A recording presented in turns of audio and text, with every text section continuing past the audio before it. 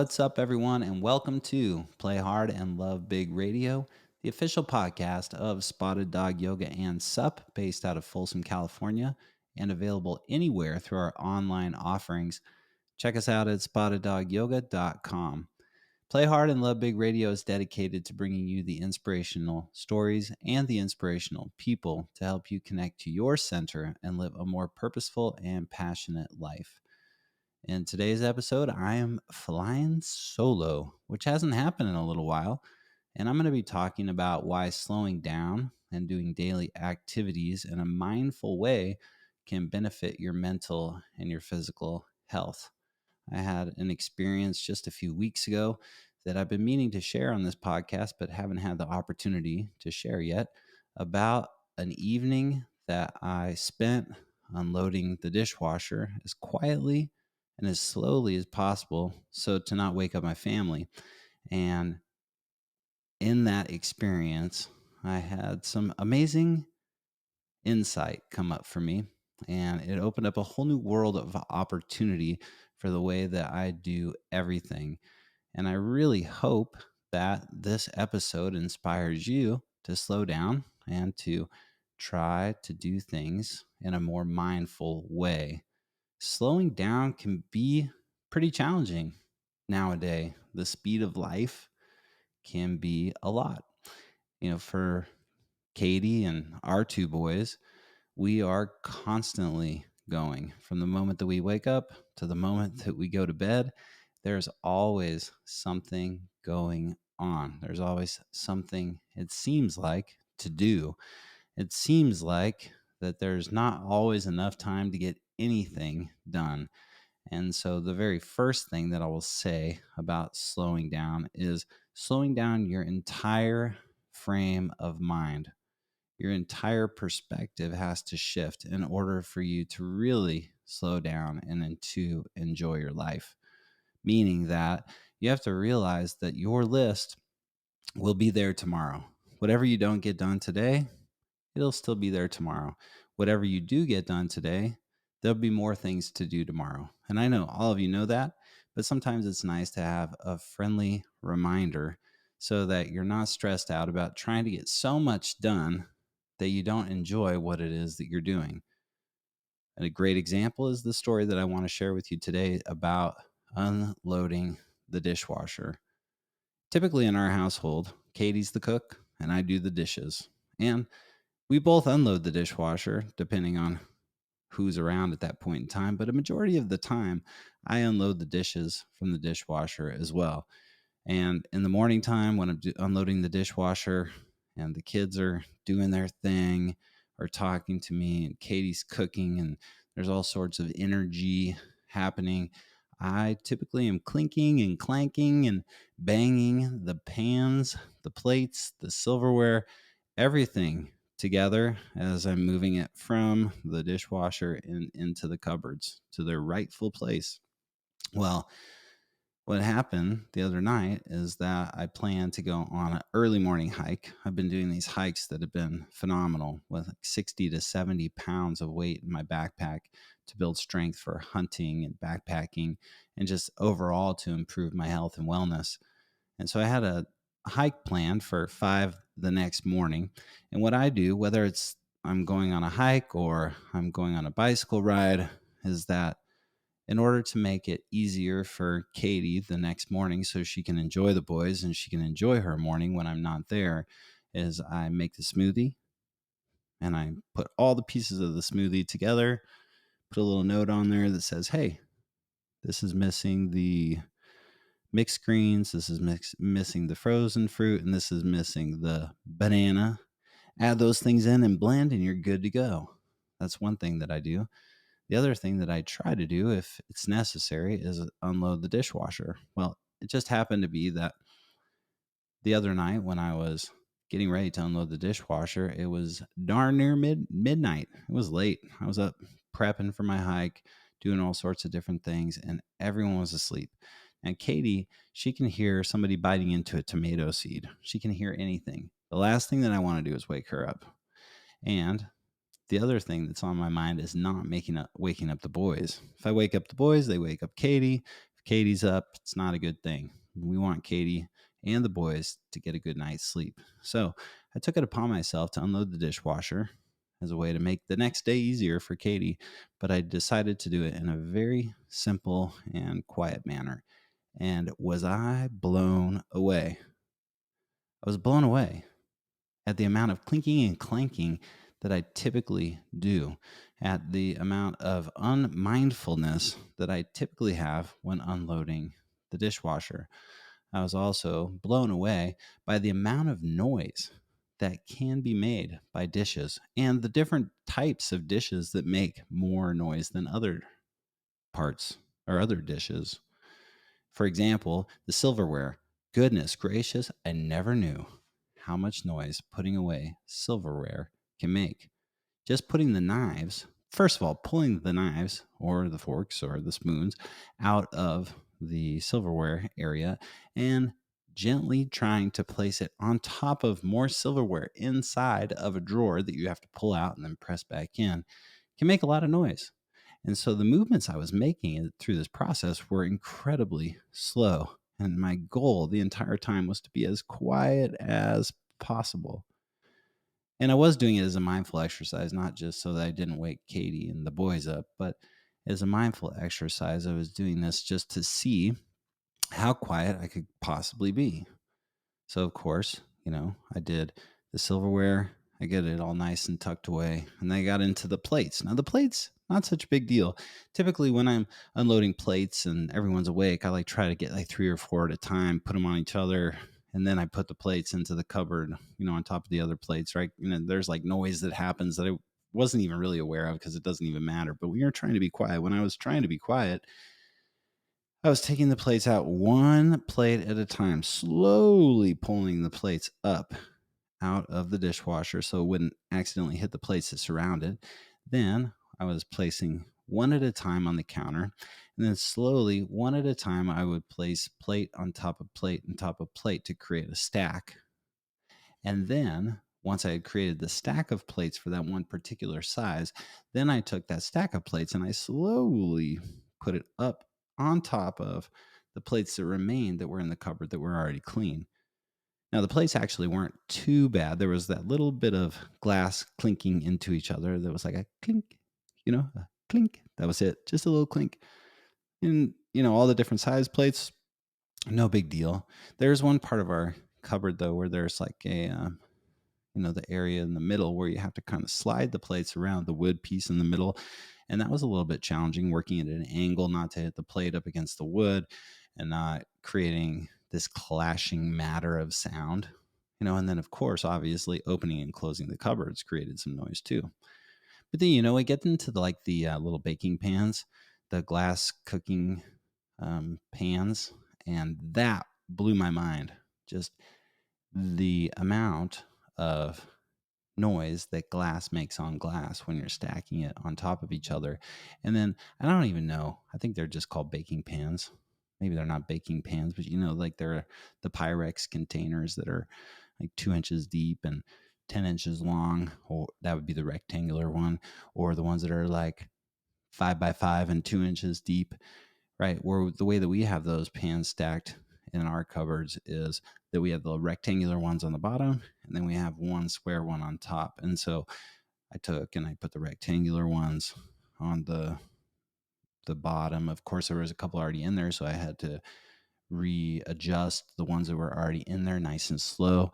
And I had to lift those ones straight up and pull them away and out of the cupboard and softly place them onto the top of the table, and then grab the one that needed to go where that one was and slowly put it back in without making too much of a noise, and then slowly restack them to the point where it was looking very nice.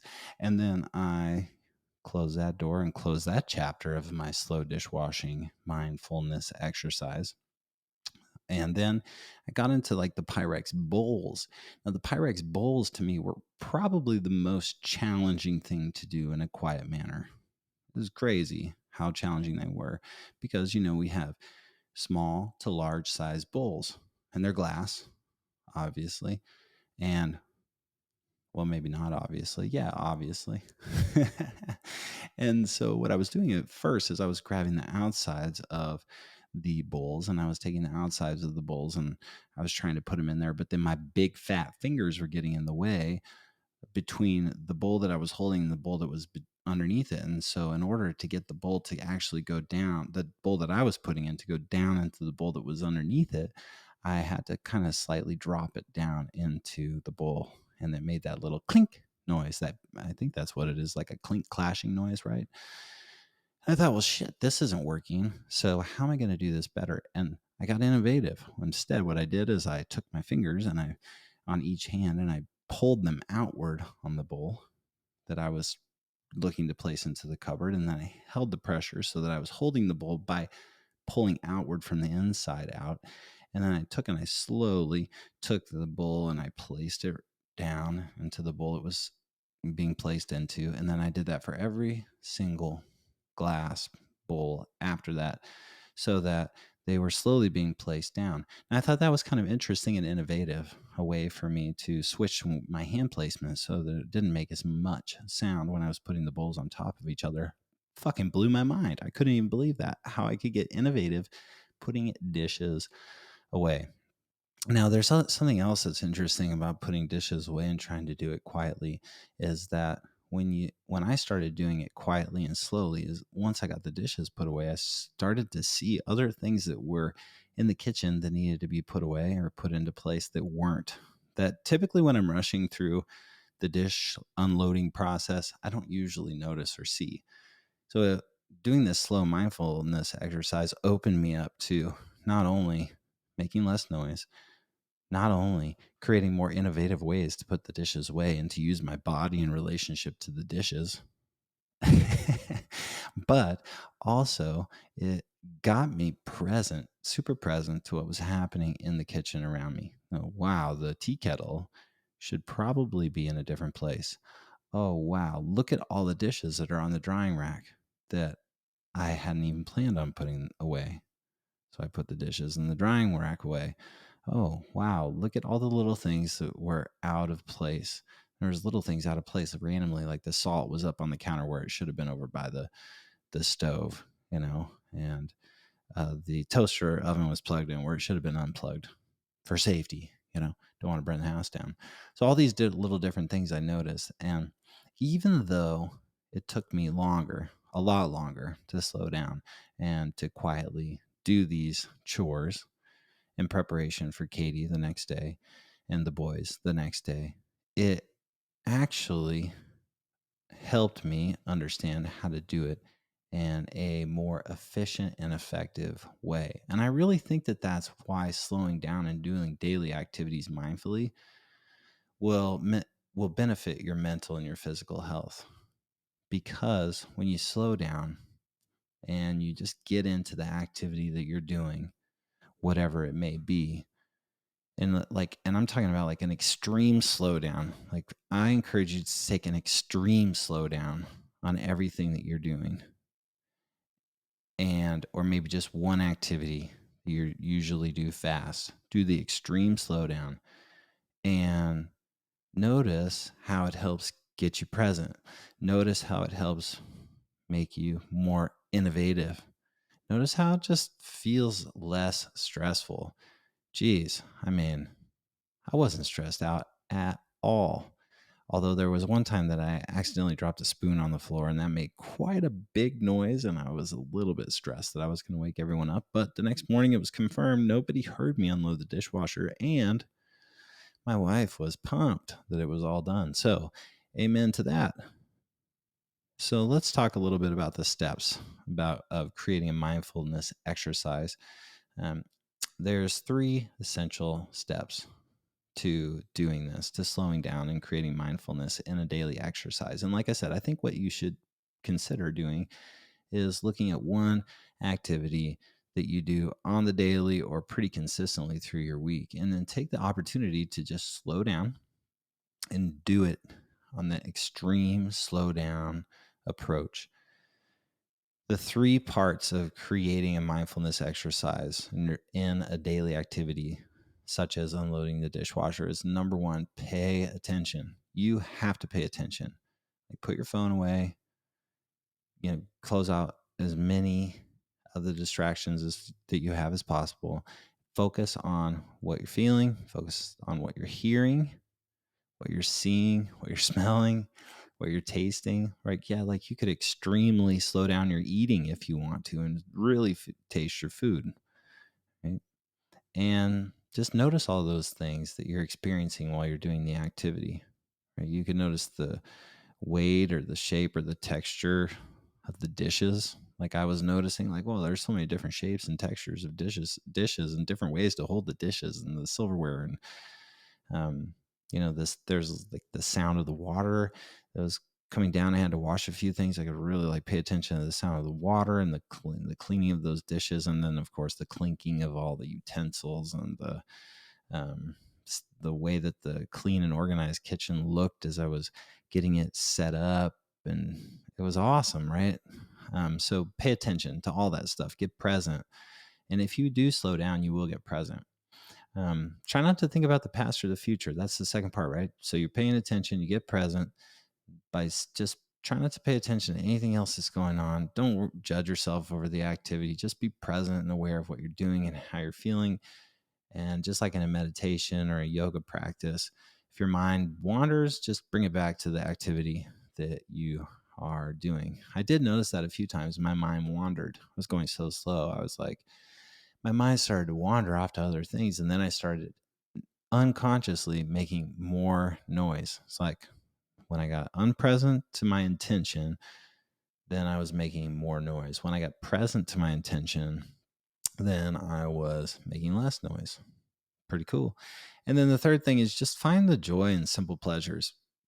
We can easily look at chores as things that are a pain in the ass or time suckers, right? But if you can just appreciate the small things that you do in life and find some gratitude in the fact that you have what you have and you are where you are, you could probably find more happiness and joy in your life, right?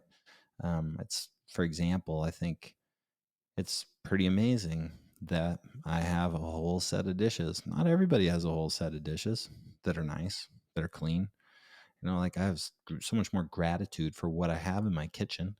And, you know, I think that there's also that joy that I found in completing the task and doing it intentionally so that my family was taken care of the next day, and also I found a lot of joy in just the simple quiet that I found through this process. I mean, it was rad how quiet it could be.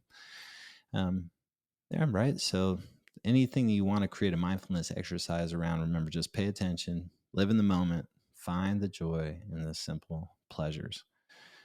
I will say in conclusion and moving forward from my dishwashing experience that I have been much more mindful in the way that I unload the dishwashers now, even when my kids are around, even in the middle of the day, at all times, because I took that one evening to slow down and do it in a different way.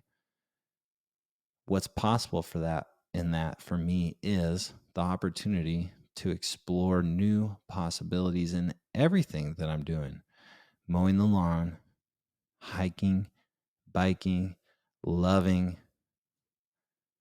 um, just connecting with people, podcasting, sharing myself, like anything that I'm doing, if I just slow down and create a mindfulness exercise to the extreme of slow, long term, what's going to do is open up a possibility for me to approach it in a more conscious way when there's more natural intensity in the way, the energy that's around me.